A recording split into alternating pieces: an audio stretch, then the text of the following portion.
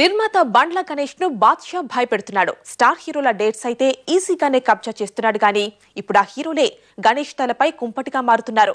నిండా మునిగిన వాడికి ఏం చలి అన్నట్లు భారీ సినిమాలను భారం అనుకోకుండా మోసేస్తున్నాడు గణేష్.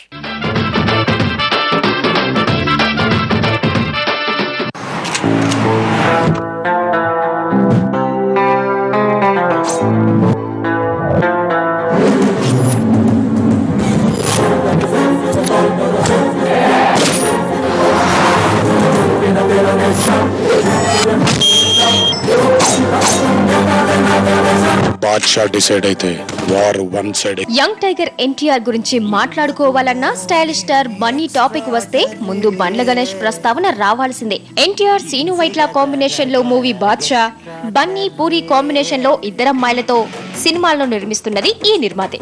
ఒకేసారి రెండు భారీ ప్రాజెక్టులను చేతిలో పెట్టుకున్నాడు.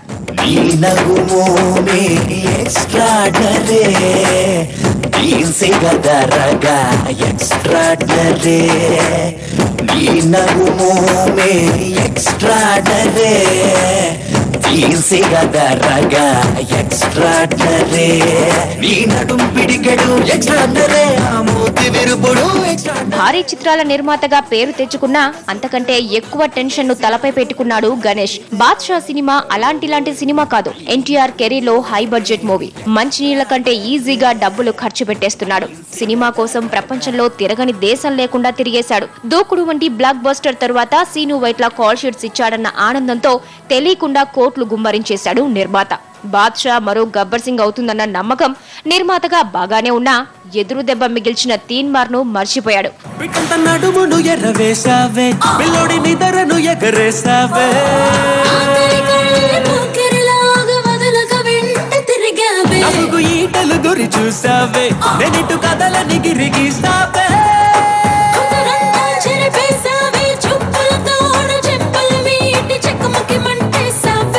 కనుసైగలతోనే కవ్వించావే చెల్లి నన్ను రరమ్మని చల్లి చల్లి పెట్టాడు నన్ను మళ్ళీ మళ్ళీ చూడాలి నీ అల్లి పిల్లి.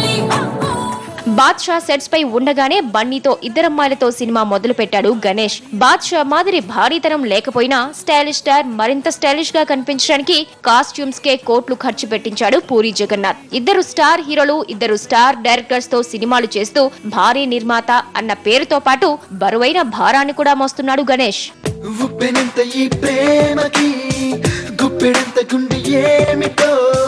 చెప్పలేని ఈ హాయిలో తడిసానెందుకు జారినట్టు